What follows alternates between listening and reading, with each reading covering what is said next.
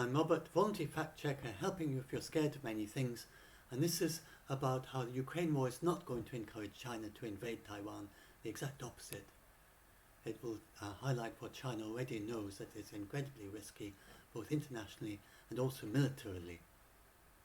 So let's go quickly through this. First of all, the Moskva was sunk by just 2 small Neptune sea-skimming missiles. Now, China will need to attack Taiwan with thousands of tank landing craft, as we'll see. It hasn't built them. They would be vulnerable to these precision-guided missiles, and they would be protected by ships like the Moskva. So it will be looking at that and saying, well, we don't want that to happen. So that will not encourage China. Taiwan has got large numbers of these ship missiles already. They prioritize them, and they've got their own ones. They've got lots of them, own indigenous ones that they made themselves. And then they've also got imported ones as well. The Chinese have got no previous experience of actual combat experience at all. Since 1979, that's the only previous experience, and a soldier who was 18 then would be over 60 now. And in 1979, they invaded Vietnam, and China took one small city of 200,000, a small town of about 10,000 people, and then it occupied them for a few weeks and then it left. And that's the sum total of all their combat experience, apart from also capturing an uninhabited island in Spratly Islands, and then some minor skirmishes, and that's it. Whereas Russia has had lots and lots of war, including fighting with the Ukrainians themselves for several years. And this was, an analyst was predicting that the invasion of Ukraine would be Russia's largest combined arms operation since the Battle of Berlin, and he was predicting it would be a mess, and it was. And they really, if you could take Putin, and if Putin could talk to his former self before the invasion, then there is no way that he would have done it. He's just doubling down on a bad mistake. He surely knows by now that it was a big mistake. And he didn't achieve any of his objectives. This was clear from the attempt to take Kiev, and he lost that battle after trying very hard. He's trying very hard in Donbass, very limited aims, and not succeeding on those either. Indeed, he's fighting with all the might of the Russian army to try and take a small city of 100,000 right now in East Donbass, and not succeeding yet. He may succeed eventually at great cost. So Putin himself would not be encouraged by the invasion to do something like this, and there's no way that the Chinese will be. Now, I looked at has anyone in recent times, anyone at all, not China obviously, but has anyone at all captured a large island with millions of people and defended and successfully captured it? I can't find any examples. I have to go, if you go back to 1066, a date that children in the United Kingdom know by heart, the Battle of Hastings, then that was a successful invasion of England by the French. If you go look at modern times, then all we have is the invasion of the Falkland Islands, which was a couple of thousand people, where the Argentinians did manage to invade them successfully and hold them for a while. And there's the Bay of Pigs, which was an absolute fiasco when the CIA tried to topple Fidel Castro, an invasion of Cuba, looking further back. That's about it. If anyone knows of anything else, do let me know. Surely nothing in this century. And I can't find any examples. Hitler never tried to invade the United Kingdom, which is a far easier country to invade than Taiwan. And we were ready for him, but he never came. Then China hasn't built the boats, and it would have many of the same problems as Russia. So the morale, China maintains the fiction that it represents both Taiwan and China at the UN. That's why Taiwan is excluded from the UN, because China claims to be representing it. And it claims that it claims to its own people that Taiwan is old-fashioned, they're stuck in old books, and if they only really understood the benefits of communism, they would certainly want to be part of China, and that they have a corrupt, old-fashioned government. And that's basically how China looks at things. And they, in reality, the Taiwanese have a democracy, they want to stay a democracy, there's very little support for communism in Taiwan, just small parties. The two divisions are between the Taiwanese who wanted to be the original Taiwanese government, who are waiting for China to collapse and become a democracy. And then there's the Taiwanese who want to be independent, who are just no longer interested in any of this. They just want to be independent. And then there's China, who is waiting for the Taiwanese government to collapse and become a communist. And all of these are none of these are realistic possibilities. So anyway, as China tries to, if China would have the same morale problem as Ukraine, as Russia invading Ukraine, that it's ethnic Chinese fighting actually other Chinese in Taiwan, ethnic Chinese in Taiwan, and with the propaganda belief that the Chinese in Taiwan want to be liberated, and that they just need to be educated to the value of communism, and they've got a weak, corrupt government. And so they would have the morale disadvantage that Russia's had in Ukraine, that clearly the Ukrainians don't want them, so the soldiers are very puzzled, and they have very low morale because they were expecting to be welcomed.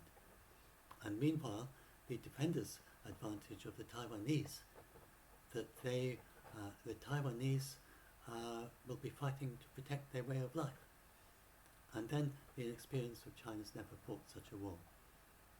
So now Taiwan, since 2019, you get people saying this is the China is trying to persuade Taiwan, but it's had this strategy since 2019, that an asymmetrical defense involving anti-ship cruise missiles like the Neptunes, and they have long-distance missiles. The Taiwanese are far more capable than the Ukrainians. They can actually hit targets on mainland China with precision missiles.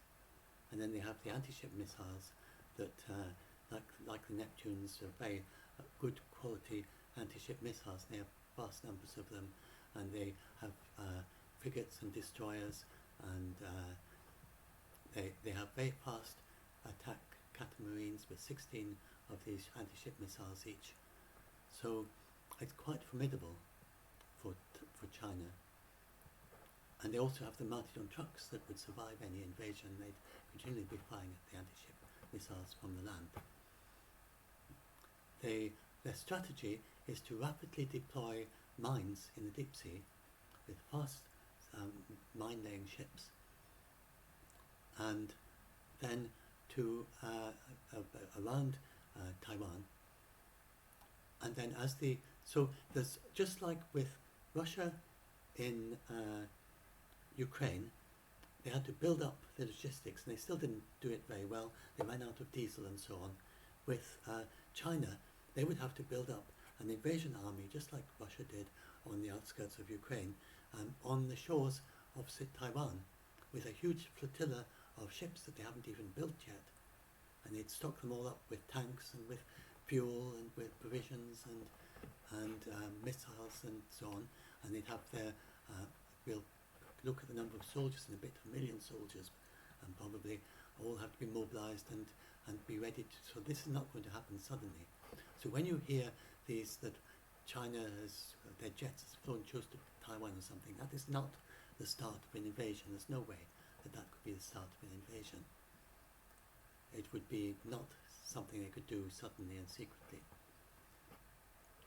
And then it takes hours to cross the strait, and during that time Taiwan would rapidly deploy its mines, these mines in the sea, and then they have precision artillery that would attack any minesweepers that the Chinese sent to try and make gaps between them.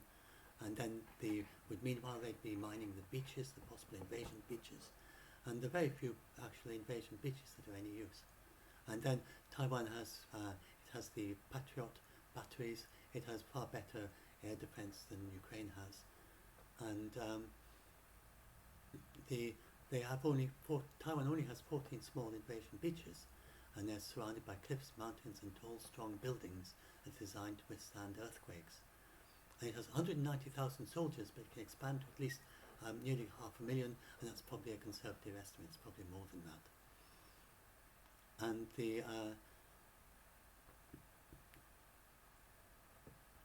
I say, the first war country where both have modern long-range missiles in their arsenals. And nowadays, they would surely also have the attack drones and things that the United States would rapidly remember. There would be a long build-up before anything like this. It wouldn't happen suddenly, and surely the United States would be supplying them with attack drones just like they did with Ukraine. And they were already trying to persuade them to buy Stingers and other things. So, and as for the number of soldiers, then typically commanders need a 3-to-1 ratio, but they would probably need 5-to-1 ratio because of such difficult conditions of the invasion. So that makes over 2 million if you have a 5-to-1 ratio number of soldiers. And Taiwan, unlike Ukraine, has long-range missiles that can hit bases deep within China. So not to counter-invade China, but just to attack bases that are being used as the basis for attacking Taiwan. And so I'm talking here about the idea of a full-scale sea and land assault. So the various other things they could do. They could try an invasion of small islands close to China, or they could try a naval blockade, they could try a cyber attack. So I'm not talking about those. Those are smaller scale things, and the people I help are typically not scared of that sort of thing. They're much more scared of a big attack, and that's not possible.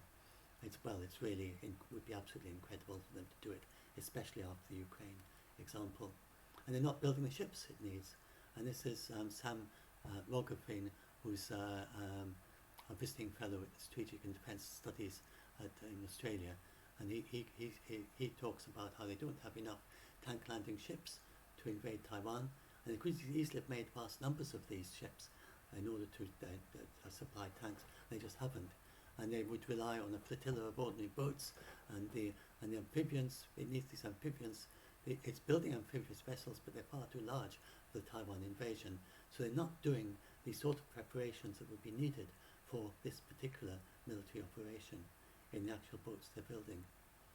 So his guess is that China has already decided, and this is long before the Ukraine invasion, that taking Taiwan by force would be incredibly costly in lives and resources.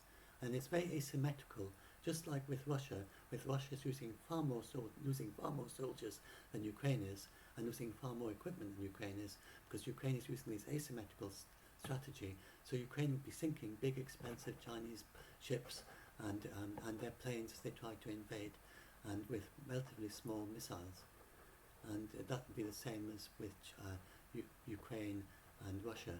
So it's this big asymmetrical advantage to the defender in a modern war because of these low-cost, comparatively, and very effective defensive missiles. So even though China on face of it has a huge advantage in its economy and its vast number of soldiers and its huge military, it's very much counteracted by this asymmetrical advantage of the defender in a modern warfare. And then there's more details about this. Taiwan has this underground hangars for 200 fighter jets. Now, this is one of the main ways that Russia failed. It has not managed to get air supremacy over Ukraine. It hasn't even tried. So now China perhaps would be better than maybe China has actually been prepared for it. But remember, China has no experience of aerial combat. So Russia clearly has not updated its air strategy since World War II. It is doing point-to-point bombing, just like in World War II. It flies quickly to a target that's been set in advance. The pilots aren't even given the authority to change the mission mid-mission to attack something else they see on the way. and they fly back as quickly as possible. And that's what Russia's been doing all the way through the war, and that's why Ukraine has managed to keep more than half of its, and they didn't do a big attack to try and attack all the Ukrainian jets when it started. Now, maybe China would have a much better strategy, but remember they've never actually had any experience of war. So it's a problem of inexperience, even if they have practice in theory doing a combined arms operation. And then Taiwan has these underground hangars for 200 fighter jets, and this is near Taipei, and it's there's a huge underground city for the government. We're supplied with everything we need to live there for several months. There's an underground hospital there. There's underground hangars, and this is not a photograph. It's all top secret, so you can't see the hangars I can't find any photographs of it. Tourists aren't allowed to visit. It's all top secret, and there's nothing released about it. But this is an example hangar in underground in Sweden, which shows the idea. So you have hangars like this, and they open out onto a taxiway that can be used in an emergency as a runway, which then leads on to multiple runways. And the Taiwanese, they practice in repairing their runways very quickly, so they would quickly repair these runways within hours if they were damaged by an attack by the Chinese. And they can use the taxiway out to them as well in an emergency. They have engineers, they have gas stations underground, so they can refuel from fuel dumps underground in these vast nuclear hangars that they have built underneath a limestone mountain, vast caverns where they have all these fighter jets, and they have another one with 80 fighter jets further across.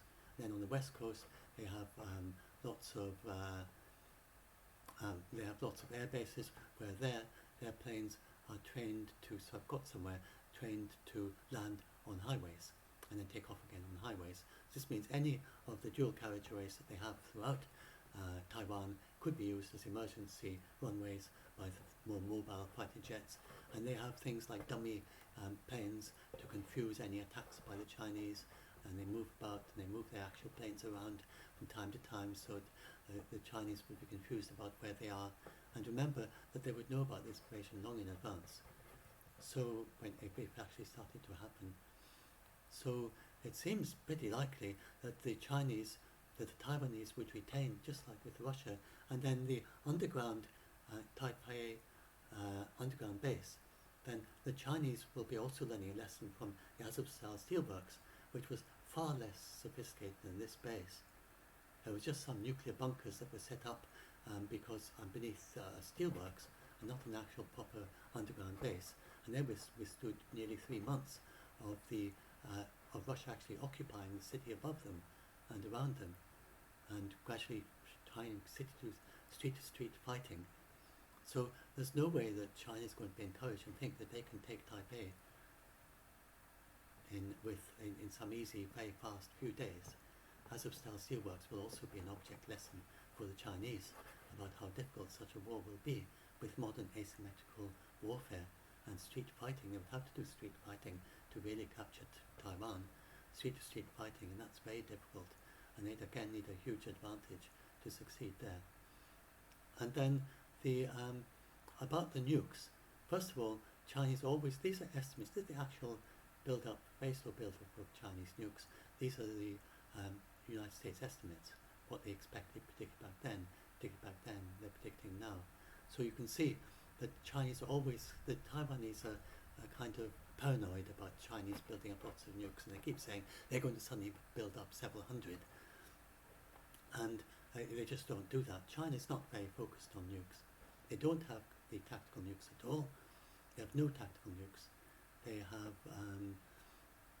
only have the big strategic nukes, with their current policy, and there's sometimes hints that they might change to launch on warning, but which other countries have, but they don't have that. They actually keep the warheads separate from the missiles.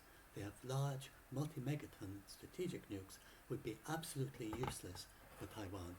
There's no way that Chinese is going to attack Taiwan with a multi-megaton nuke that would destroy a city. And so that's just not going to happen. And then in the other way around, it makes no sense that China would attack the United States. So in a war, NATO is not particularly involved in a war with Taiwan, but Japan, United States, and Australia would get involved. And they would supply with weapons for sure. And they might possibly, but they just keep ambiguous and they don't actually say what they would do by way of other things.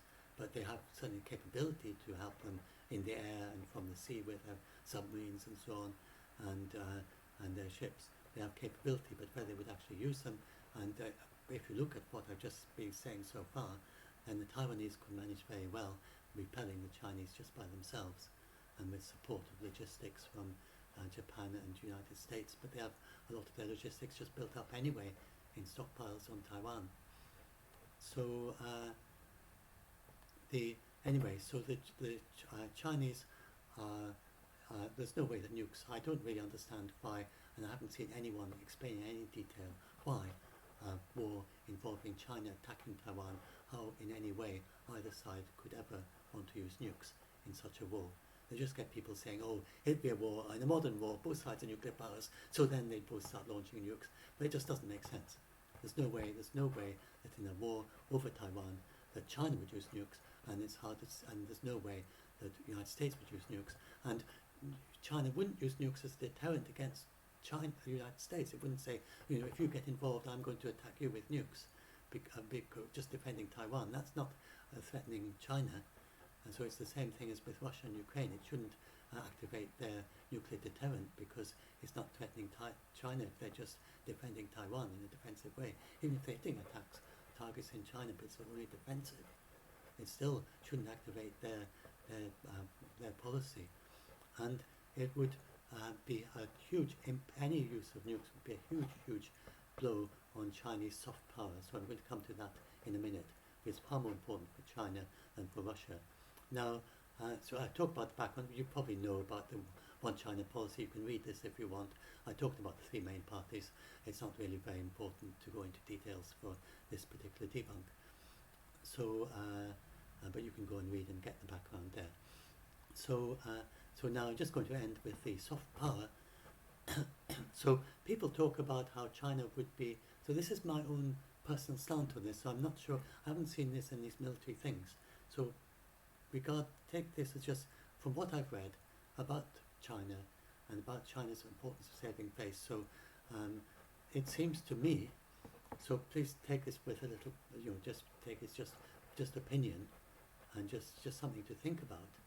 But for China, soft power is very, maybe if any of you know an article going into this, then do say, and then I can link to it there.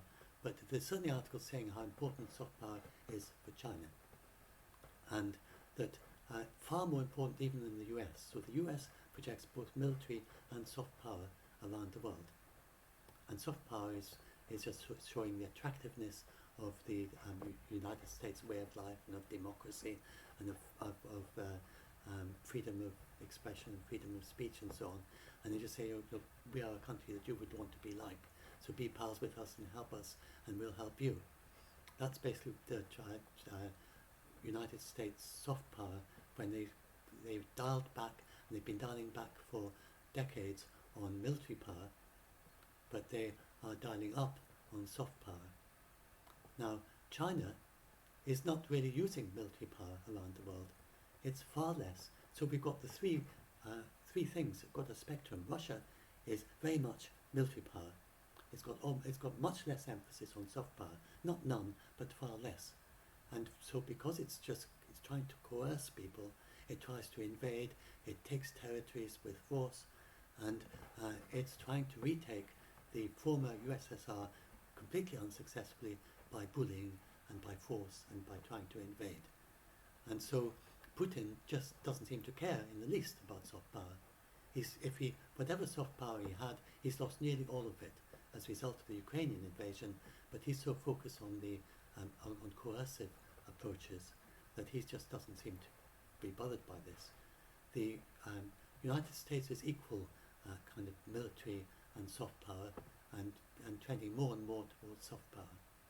Well, China, in the 20th century, China's big focus was trying to early 20th century was retaking the former Chinese Empire, and that's basically Russia, its previous Russian Empire, and the USSR, and that's why, because it's lost so much of that at the end of the Cold War, and Putin wants to retake it. China doesn't have that motive. It's all it's got left that it would want to retake is Taiwan, and apart from that, it's just soft power. Theoretically, some people would argue that South Korea would be part of the Chinese Empire, but others say no, it wasn't, and there's very tenuous connection there, and certainly China is not trying to suggest it would want to take Korea. So there's no military ambitions. It doesn't want to, for instance, take Pakistan, where it's very close connection, but China doesn't want to invade Pakistan, and so China is not using military power anymore. It's just using soft power, and very strong focus on soft power, and they have in scholarly way, in their intellectual thought also. And soft power for the Chinese is very much about the impression that Chinese have on other countries. Indeed, they have three main schools of thought in China, but the main one actually, which would puzzle outsiders, is that they think that their soft power is mainly through ancient Chinese philosophy. And they think that other people are respecting China because of their philosophical history. And like Confucianism and Taoism and Buddhism and so on. And what they've retained this is not really how other people perceive Chinese soft power, and it's a bit puzzling for Western analysts as to why there's so much emphasis on this in Chinese thinking. But that's the most dominant of the three schools of thought as to the importance of Chinese soft power, is that this is the main thing. So they have their own, from their side, their image of how they are projecting soft power is a bit different from how other people see it. But they're very much saying that we are a peaceful country. We don't invade people. We are saying, so with the representing Taiwan, what they're trying to say with their bluffs is that we could invade Taiwan at any moment, but we choose not to because we are a peaceful country. And so they are projecting this image of themselves as a peaceful country with a very good form of government. They think they're projecting communism as being a very good way of governing yourself as well. So that again is something that internally they think like that. Externally, it's not really seen the same way. And then all the things about how they're a good power to ally with because they're so strong, and they're good economically, and they're good in other ways, and then culturally they're a good one to ally with. So they're projecting soft power in the Chinese image around the world, and it's very, very important to them. And it's this whole Asian thing about saving face, and face is your visual impression, the impression that others get from your kind of what you look like superficially to them on the outside, and that's very important to the Chinese, very, very important. And so they are probably completely baffled by Putin, who is not, obviously doesn't care about this at all. So again, I think that they could weather sanctions if everything else was very important. And they've shown that during the lockdown in 2020, that they had far less exports, but they still managed to survive months of far less exports to the rest of the world. And the rest of the world had to try and deal with getting less things from China. So I don't think sanctions in the commercial sense would really hit China very hugely in the Taiwan War. I think it's much more the soft power and the immediate impact on their image in just immediately if they start invading Taiwan, then immediately they would lose pretty much all of this they've built up over decades of China as a peaceful nation that you want to ally with. So for soft power, saying that China can invade Taiwan, but they're not going to because they're peaceful, and then making these big bluffs and doing mock invasions in the desert, in terms of soft power that works, because they're saying we are very powerful, join us, we're powerful, be with us, because we could invade Taiwan, but we're peaceful and we're not going to do it. But an actual invasion, and especially one that drags on and on and on, and it's very which they will know, the military commanders will know how powerful Taiwan is, how well defended it is, then that is not going to project soft power in the world. It's going to make China look weak, because they said they could invade Taiwan in days and they don't. It's going to surely, how could they possibly, and again this is my own thought, if you know of anyone else who's saying this, do say it's just my own thought based on what I've read, and then a certain amount of integrating it together. But how could China continue to represent Taiwan in the United Nations and claim there's one China, two systems in the middle of a war against Taiwan, in which Taiwan is resisting, and thousands and tens of thousands, probably hundreds of thousands of Chinese soldiers are dying attempting to invade Taiwan. So I think that as soon as the invasion starts, then soon after, Taiwan would probably go to the UN and say, well look, China obviously doesn't represent us anymore. And unless China was to succeed, and then all the talk you get in many of the news stories, they say, well, would the United States and Japan join in?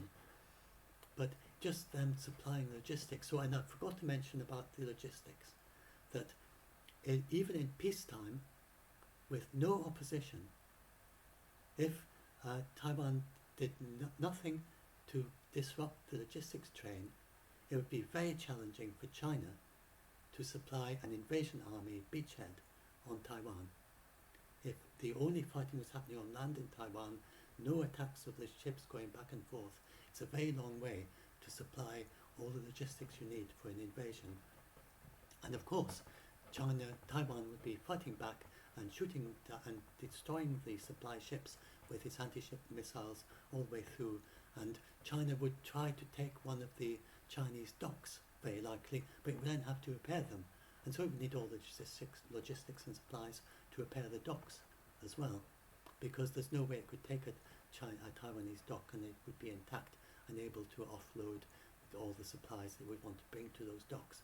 So we need to rebuild the cranes and the methods of offloading equipment, and it would need to do that under bombardment from the Taiwanese with precision artillery from nearby, and their long distance missiles and the anti-ship weapons. So establishing a dock as a beachhead would again be extremely difficult, and then they've got to supply logistics. So that's another thing that some of the military analysts go into, that how could China supply a war that's going to likely continue, and really looking at it in detail now, it looks like a months-long war, just like with Russia in Ukraine, and China will be very discouraged by the Azovstal steelworks, and that those are still survived more than 2 months later before they eventually surrendered, and that's really just because they ran out of supplies. If they had more supplies at the beginning of the invasion, if they built up supplies, if they'd known what was coming, and of course Taiwan is well supplied, then the Azovstal steelworks would still be in the control of the Ukrainians. I think there's no doubt about that. It's just because they ran out of munitions and they ran out of anti-tank weapons and so on. So China is there's no way that that's the final thing, that China would likely not succeed in this war, and then the end result would be disastrous from Chinese politically, because then Taiwan would become an independent country, and there's be absolutely no way it could continue to claim to represent China, to represent Taiwan on the world stage. So based on all this, then so now if you go and look at these clickbait stories, and if you look at the detailed military analysis, you see all this. If you well, apart from this last bit about soft power, so I can't seem to find, but I haven't looked very hard, and maybe it's there. And maybe even in ones I've read, if I reread them, I'll find this. I might even have got the idea and forgotten about it. But anyway, the whole thing is that so when you check sources on this, so with the, I know I got things wrong with the Ukraine invasion with my debunks there, because I relied on Ukraine and I relied on their assessment of how badly the Russian invasion would go. So they were absolutely correct in that. But Putin was incredibly misinformed, and the United States had very good intelligence about the Russians, and they knew that Putin was planning an invasion. Now, in the case of Taiwan and China, then China has the object lesson of Putin, and so they are much better informed than Putin was about, and Putin himself would not want to do the invasion. So you don't have that misinformation that that Putin had. There's no way that that the Chinese are fooling themselves that they could easily and quickly win the war in Taiwan. And then they've seen all the consequences, which were even worse than the analysts had predicted in advance with Ukraine. So and then there's nobody saying that they've got any intelligence that China is planning an invasion, and there's no way, and it would be very obvious, and they don't even have the very first step of the military exercises with the flotilla of ships that would have to build up as part of this exercise on the coastline opposite Taiwan, of the preparation, getting logistics together. None of that is happening. So there's nothing like what happened with Ukraine. So it's not the Ukraine situation. And and then you get people saying that China is building up the capability, but they're not building these ships yet. So until they start building all these ships to make the crossing, then if they just vaguely say, well, China is going to build the capability, but they're not building it, and it seems very unlikely that they even will, because it would just go so against soft power. So anyway, so hopefully that helps you, certainly, hope that helps some of you to be less scared about all this. And so yes, so when you see people claiming, clickbait stories claiming China is about to start a world war, then do they mention these things that I've mentioned here? And so if they do not mention that, then this is what they call parallel reading. So you check, are they a reliable source in the sense that they should know what they're talking about, and then are they mentioning the things that other reliable sources mention that are clearly very important and salient, and such as, I mean, for instance, if they don't mention that Taiwan has underground hangars for 380 fighter jets, and an underground command center, and with all these things, and hospital and gas stations and everything, if they don't mention that, then they're leaving out a very important, and not detailed, very important central point about Taiwan. So any article that doesn't mention that is clearly not going to give you a balanced view about what the real risks are for Chinese invasion. And of course China knows about that. And so, I mean, just that single point, then that eliminates almost all these stories that you'll read about claiming that China's going to invade Taiwan. They just don't mention these underground hangars. So, I mean, that'd be a good tick point. Just say, do they mention underground hangars? No. Well, find someone else, because they're either they're political, they've got some reason, they're trying to persuade you of something, or they're clickbait, or they just don't know. And it doesn't matter really why. If they don't mention that, then they're not a credible source on this matter. And again, if they don't mention the tank landing craft, and if they're saying it's going to be an easy invasion, and then they don't mention that, and they don't mention the shortage of ships, and they don't mention the difficulty of the defenders' advantage and the numerical millions of soldiers that, at least a million soldiers that China would, and the asymmetry of it, and all the small things that China. So anyway, that's it. So I'll do. So yes. So very quick recap, and then I'll upload this, and I might try a very short version of this. And this is much better than my two previous Taiwan uploads. So first of all, so just very quick recap. It would not encourage, Ukraine war will not encourage Taiwan. Their ships would be very vulnerable if they tried to cross the big strait. The First Bini is always a mess.